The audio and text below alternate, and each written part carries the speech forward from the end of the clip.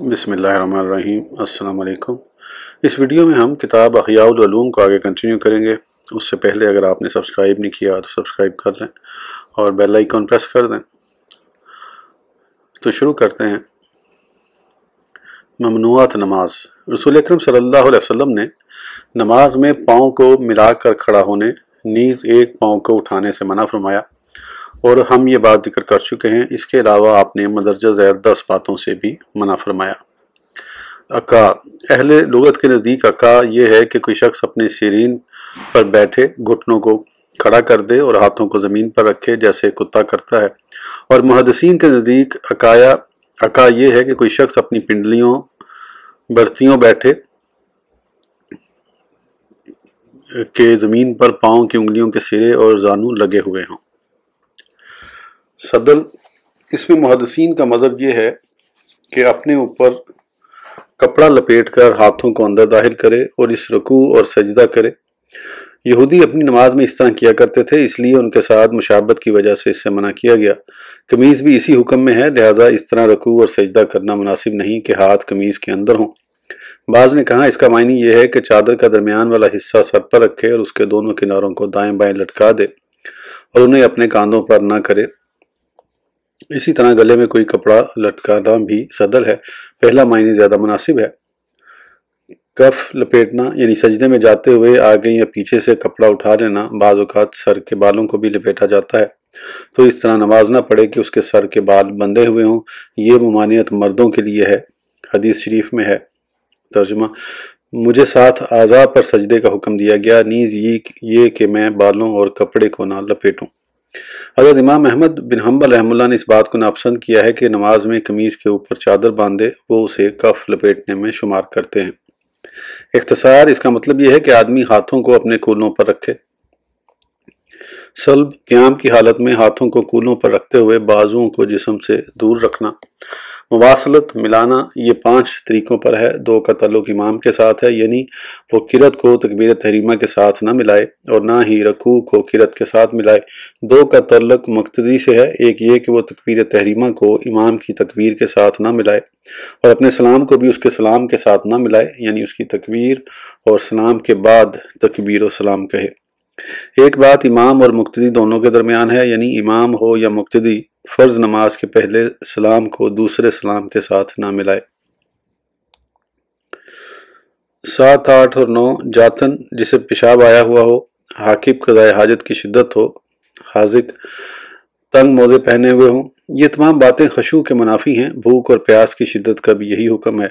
भूख की शिद्दत में नमाज की ममानियत इस हदीस से मफहूम है। रसूल अकरम सल्लल्लाहु अलैहि वसल्लम ने फरमाया।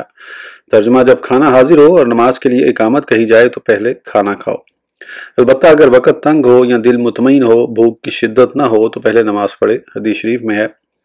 तर्जुमा, जब तुम में से हालत इस्तराब में हो तो नमाज शुरू न करे और गुस्से की हालत में भी नमाज ना पढ़े। हज़रत हसन बसरी रहमतुल्लाह फरमाते हैं, जिस नमाज में दिल हाजिर ना हो उसकी सज़ा जल्दी मिलती है। और हदीस शरीफ में है। तर्जुमा, नमाज में 7 बातें शैतान की तरफ से हैं। तकबीर, ऊँग, वसवसा, जमाई खुजली, इधर उधर तवज्जा और किसी चीज़ से खेलना। और तकबीर की जगह तकब्बुर होगा। वो बाज़ रावियों ने भूल और शक का भी इजाफा किया है।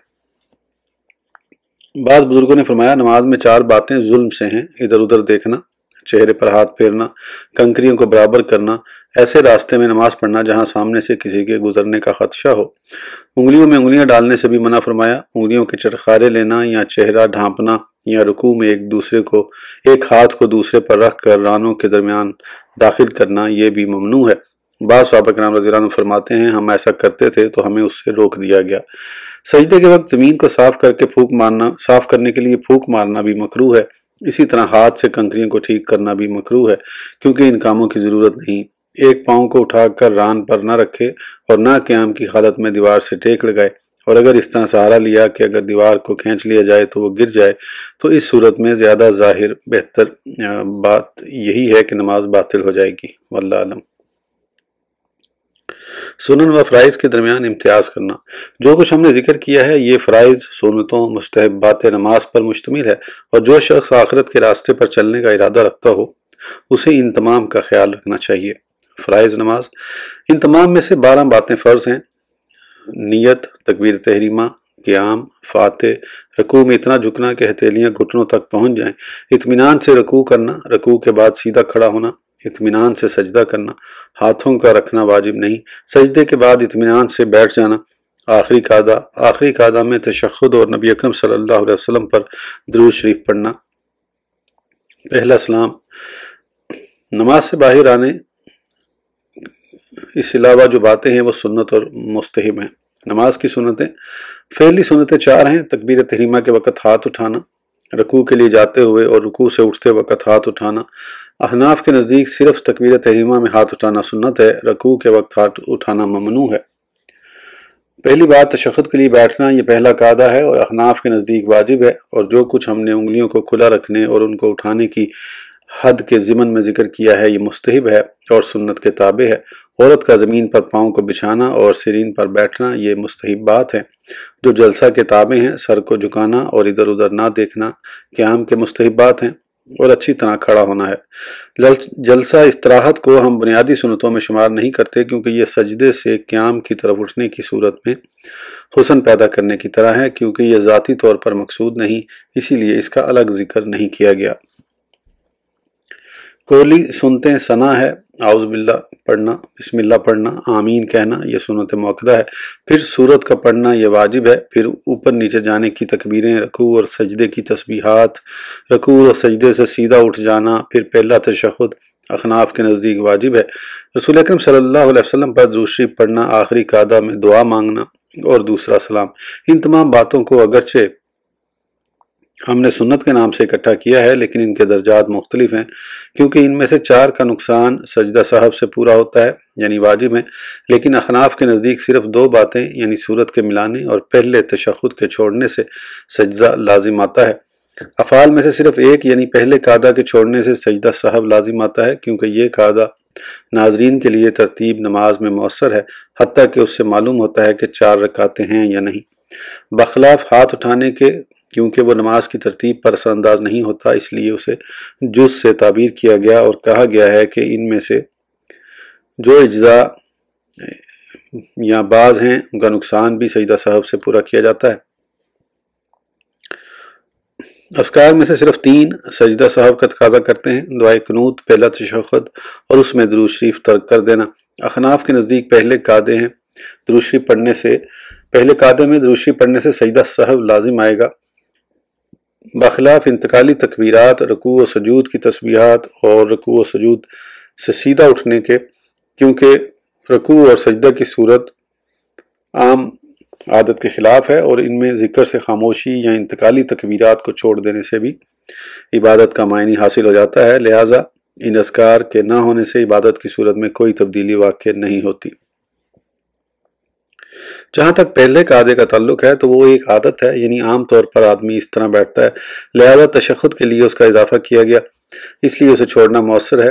ثنا اور سورت کا ترک نماز کی تبدیلی میں مؤثر نہیں، جبکہ قیام کی حالت میں سورہ فاتحہ پڑھی جاتی ہے اور وہ عبادت کو عادت سے ممتاز کر دیتی ہے۔ اسی طرح آخری قعدہ میں دعا اور قنوت کے نقصان کو بھی سجدہ سہو سے پورا کرنے کی ضرورت نہیں، لیکن فجر کی نماز میں قنوت کے لیے زیادہ دیر تک کھڑا رہنا مشروع ہے، تو یہ جلسہ استراحت کے بڑھانے کی طرح ہے، کیونکہ یہ تشہد کے ساتھ بڑھانے کے ذریعے تشہد کے لیے قعدہ قرار پایا، تو اسی طرح یہ قیام ہے جسے بڑھایا گیا اور عادتاً بھی ایسا ہوتا ہے، لیکن اس میں ذکر واجب نہیں۔ بڑھانے کی قید سے صبح کے علاوہ نمازوں کے قیام کو خارج کر دیا اور اسے ذکر واجب سے خالی قرار دے کر نماز میں عام قیام سے الگ کر دیا۔ سوال: اگر تم کہو کہ فرائض سے سنتوں کو الگ کرنا سمجھ میں آتا ہے کیونکہ فرض کے لیے رہ جانے سے نماز نہیں ہوتی، لیکن سنت کے فوت ہونے سے نماز ہو جاتی ہے اور فرض کو چھوڑنے کی وجہ سے عذاب ہوتا ہے، سنت کے ترک کی وجہ سے نہیں، لیکن سنت کو سنت سے الگ کرنے کا کیا مطلب ہے؟ حالانکہ ان تمام سنتوں کا بطور استحباب حکم دیا گیا ہے، لہذا ان سب کے چھوڑنے پر بھی عذاب نہیں، البتہ ان کے کرنے پر ثواب ہوتا ہے۔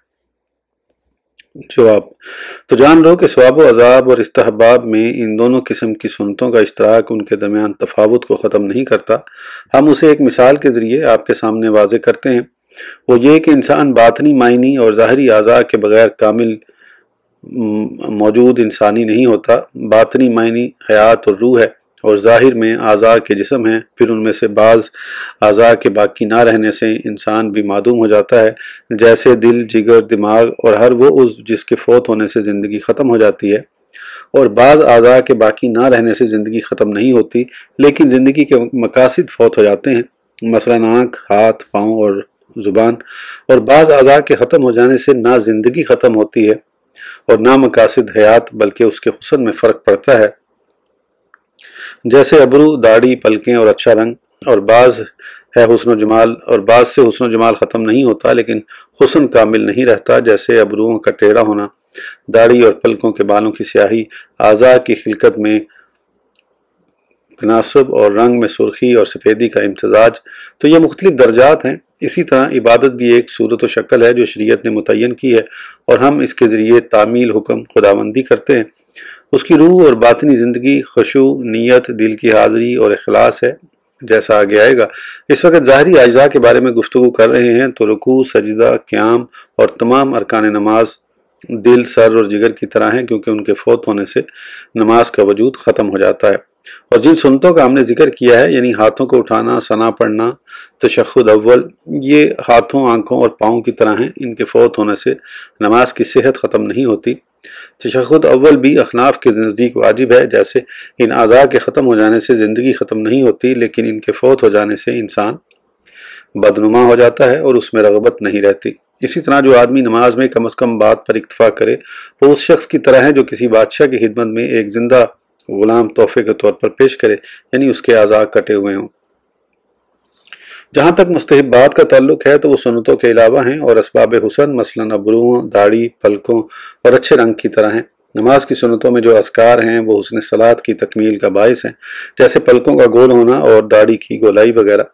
بس نماز سے پاس اللہ تعالیٰ کے قرب کا ذریعہ ہے اور ایسا تحفہ ہے جس کے سبب تو تمام بادشاہوں کے بادشاہ کی بارگاہ میں قرب حاصل کرتا ہے، جیسے کوئی شخص جو بادشاہوں کا قرب حاصل کرنے کی خواہش رکھتا ہے وہ ان کی خدمت میں کوئی غلام پیش کرتا ہے اور یہ تحفہ نماز تو اللہ تعالیٰ کی بارگاہ میں پیش کرتا ہے۔